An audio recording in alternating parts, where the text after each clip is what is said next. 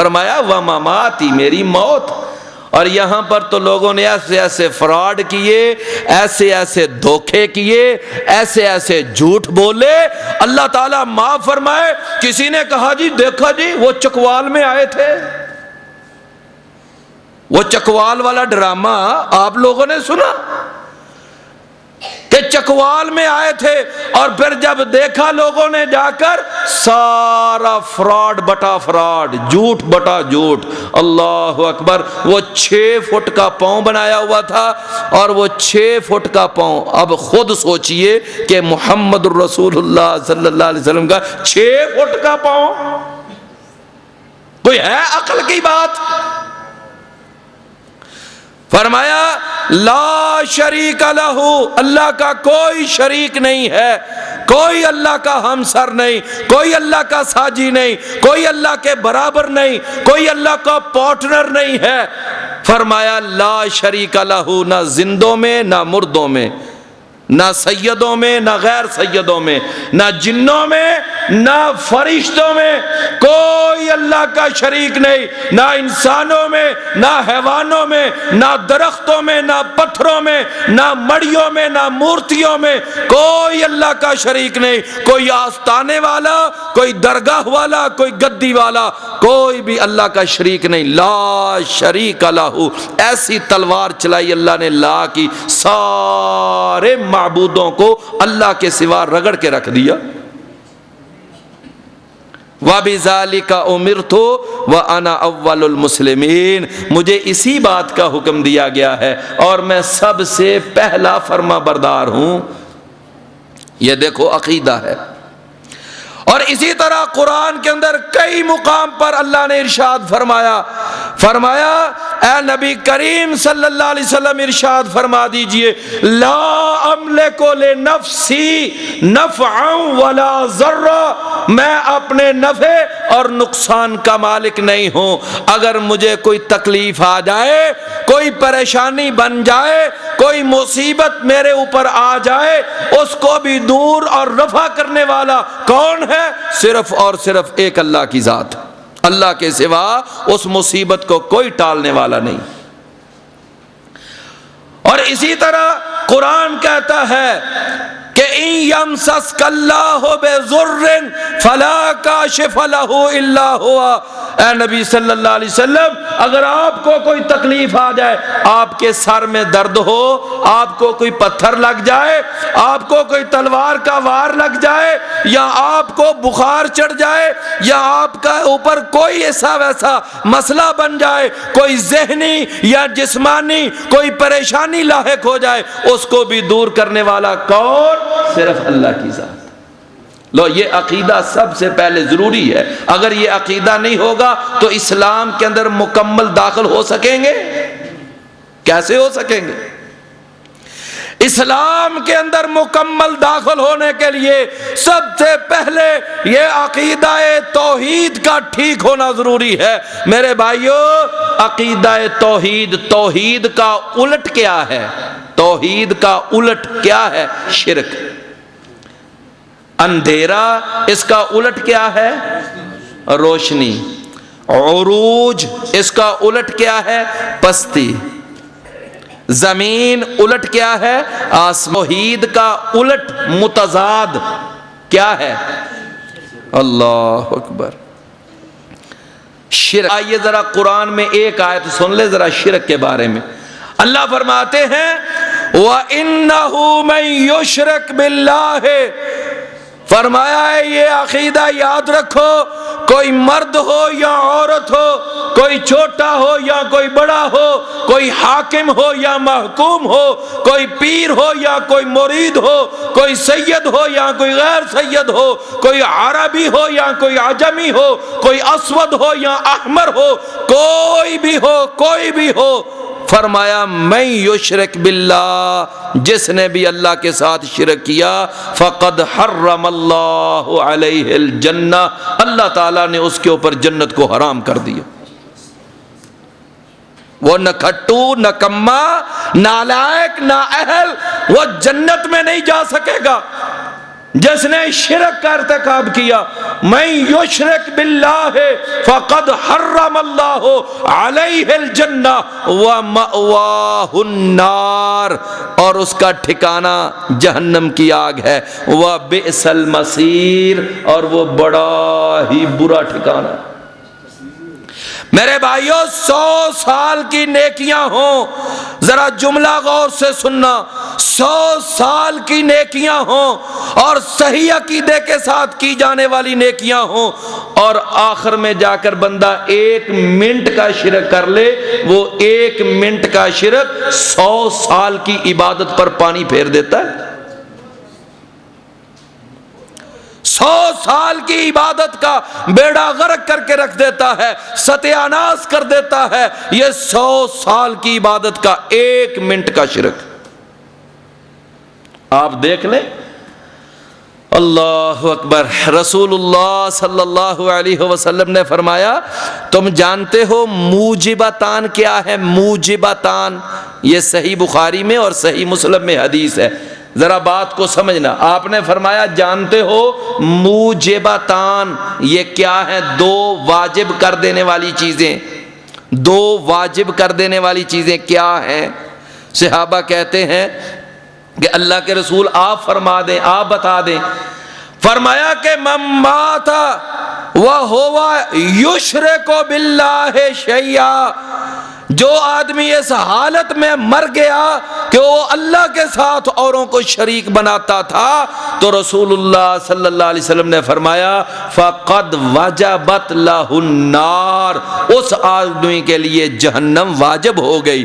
ومن مات وہو لا یشرک باللہ شیئا، جو آدمی اس حالت میں مرا کہ وہ اللہ کے ساتھ کسی کو شریک نہیں بناتا تھا، فقد وجبت لہ الجنہ، اس آدمی کے لیے جنت واجب ہو گئی۔ فرمایا یہ معنی ہے موجبتان کا۔ تو میرے بھائیوں کیا بات معلوم ہوئی؟ سب سے پہلی بات، اسلام میں مکمل داخل ہونے کے لیے کیا ضروری ہے؟ کہ عقیدہ توحید ٹھیک ہو، اور اس کے بعد دوسری بات یہ ہے کہ عقیدہ رسالت بھی ٹھیک ہو۔ وہ صرف اور صرف میرے بھائیوں دیکھیے کہ عبادت کرنی کس کی ہے؟ اللہ کی، اور کرنی کیسے ہے؟ جیسے محمد رسول اللہ صلی اللہ علیہ وسلم بتائیں گے۔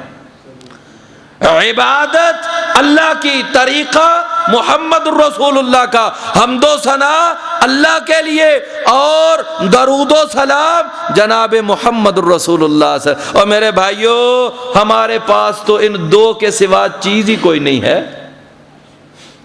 ہم تو ہر بات پہ، ہر مرحلے پہ، ہر موقع پہ بس یہ 2 کی دعوت دیتے ہیں۔ ہم کہتے ہیں دیکھو جب کوئی خطیب خطبہ دیتا ہے تو کیا کہتا ہے؟ کہتا ہے ان الحمد للہ، اور آگے کہتا ہے والصلاۃ والسلام علی رسول اللہ۔ جب کوئی مؤذن اذان دیتا ہے کیا کہتا ہے؟ اشہد اللہ الہ الا اللہ، اور اس کے بعد کیا کہتا ہے؟ اشہد ان محمد رسول۔ کوئی آیا تیسرے کا نام؟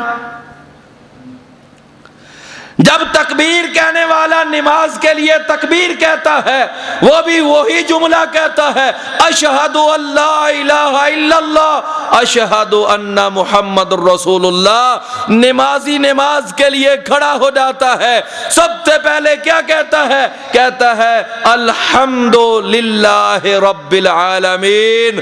نماز شروع کرتا ہے اللہ کے نام پہ۔ جب تشہد میں بیٹھتا ہے تو کیا کہتا ہے؟ السلام علیکہ ایھا النبی۔ میرے بھائیو نمازی پڑھتا ہے تو اللہ اور اس کا رسول، اب مؤذن اذان دیتا ہے اللہ اور اس کا رسول، خطیب خطبہ دیتا ہے اللہ اور اس کا رسول۔ جب انسان فوت ہو کر جب قبر میں چلا جاتا ہے تو قبر میں جب جاتا ہے فرشتے اٹھاتے ہیں، بٹھاتے ہیں، سوال کرتے ہیں۔ سوال کون سا کرتے ہیں؟ کہتے ہیں بتا من ربو کا، تیرا رب کون ہے؟ اور اگلا سوال کیا ہوتا ہے؟ من نبیوں کا، بتا تیرا نبی کون ہے؟ کوئی کوئی تیسری ہستی نہیں، کوئی تیسری شخصیت نہیں، کوئی اور امام نہیں، کوئی اور پیر نہیں، کوئی اور مرشد نہیں، کوئی اور قلے والا جبے والا نہیں، کوئی اور مڑی مورتی والا نہیں، کوئی مزار دربار والا نہیں، صرف اللہ اور اس کا رسول، تیسری کوئی چیز نہیں، نہ خطبے میں، نہ امام نماز میں، نہ اذان میں، نہ قبر میں، صرف دو ہے کسی کی ہمت کہ اذان کے اندر کوئی تیسرے کا نام شامل؟ ہاں کچھ لوگوں نے کیا ہے، کچھ لوگوں نے کیا ہوا ہے، اشہد ان امیر المؤمنین، یہ کچھ لوگوں نے کیا ہوا ہے۔ میرے بھائیوں، جو آذان میرے اور آپ کے پیر و مرشد، ہادی و رہنما، پیشوا مقتدا، ہمارے دلوں کی دھڑکن، ہمارے جذبات کے محور جناب محمد الرسول اللہ صلی اللہ علیہ وسلم نے جناب بلال کو سکھائی تھی نا، اس میں اشہد ان محمد الرسول اللہ، بس یہ یہاں پر تھا، آگے کسی شخصیت کا نام نہیں ہے۔ قبر کے اندر بھی ویسے یہی ہے، اللہ کون ہے، تیرا رب کون ہے، تیرا رسول کون ہے، یہ نہیں پوچھا جائے گا بتا من اماموں کا، تو امام کس کو مانتا تھا، کس کی تقلید کرتا تھا، تو کس کی فقہ مانتا تھا، بتا من اماموں کا، تیرا امام کون ہے، تو نے امام ابو حنیفہ کو اپنا امام پکڑا تھا، یا امام شافعی کو امام پکڑا تھا، یا امام مالک کو امام پکڑا تھا، یا امام احمد بن حنبل کو امام پکڑا تھا، یا امام جعفر صادق کو پکڑا تھا، یا امام بخاری کو پکڑا تھا، امام مسلم کو پکڑا تھا، بتا من اماموں کا، کیا ہوگا یہ قبر کے اندر سوال؟ نہیں، وہاں کوئی سوال نہیں ہوگا، بتا من مرشدوں کا، من پیروں کا، تیرا پیر کون تھا، تیرا مرشد کون تھا، کس کی بیعت کی تھی، تو کس سلسلے سے تعلق رکھتا تھا، نقش بندی تھا، سہروردی تھا، چشتی تھا، قادری تھا، رضوی تھا، تو کیا تھا، کوئی آگے بات نہیں ہے۔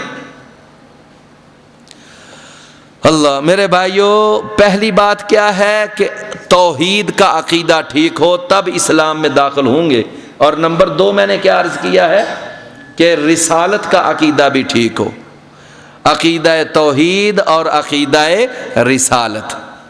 اچھا، اگر یہ چیزیں دونوں ٹھیک ہوں گے تو تب اسلام کے اندر داخلہ مکمل ہوگا، تب اسلام میں داخلہ ہوگا۔ اگر یہ ٹھیک نہیں ہے تو میرے بھائیوں جتنے مرضی شور ڈال لو، جتنے مرضی نعرے لگا لو، جتنا مرضی جھوم جاؤ، جتنے مرضی تم اپنے آپ کو جناب وہ واری جاواں اور صدقے جاواں، اور یہ میرے کوئی ان کا مقصد نہیں ہے۔ سب سے پہلے عقیدہ توحید ٹھیک ہو اور اس کے بعد عقیدہ رسالت ٹھیک ہو۔ میرے اور آپ کے پیارے پیغمبر جناب محمد الرسول اللہ صلی اللہ علیہ وسلم نے ارشاد فرمایا، آپ نے فرمایا کہ مجھے اس ذات کی قسم ہے، ذرا بات کو غور سے سننا، حدیث سننا، رسول اللہ صلی اللہ علیہ وسلم نے اللہ کی قسم اٹھا کر بات فرمائی، فرمایا والذی نفسی بیدہ، مجھے اس ذات کی قسم ہے کہ جس کے ہاتھ میں محمد کی جان ہے۔ رسول اللہ صلی اللہ علیہ وسلم نے اٹھائی تو قسم، لیکن عقیدہ بھی بتا دیا کہ لوگو ذرا غور کرو، میں سارے نبی و رسولوں کا امام ہوں، سارے نبی و رسولوں کا سردار ہوں، میں ساری کائنات سے اعلیٰ اور افضل ہوں، حسب اور نسب میں ساری کائنات سے اشرف ہوں، صورت میں اجمل، سیرت میں اکمل، فہم و فراست کے بادشاہ اور عقل و دانش کے سردار جناب محمد الرسول اللہ، ساری کائنات کے استاد معلم۔ لیکن اللہ کے نبی فرماتے ہیں ان ساری شانوں کے باوجود میری اپنی جان میرے اپنے قبضے میں نہیں، بلکہ میری جان بھی کس کے قبضے میں ہے؟ اللہ کے قبضے۔ لو یہ ہے عقیدہ۔ اور آگے کیا فرمایا؟ فرمایا والذی نفسی بیدہ لا یؤمن احدکم حتی اکون احب الیہ من والدہ و ولدہ والناس اجمعین۔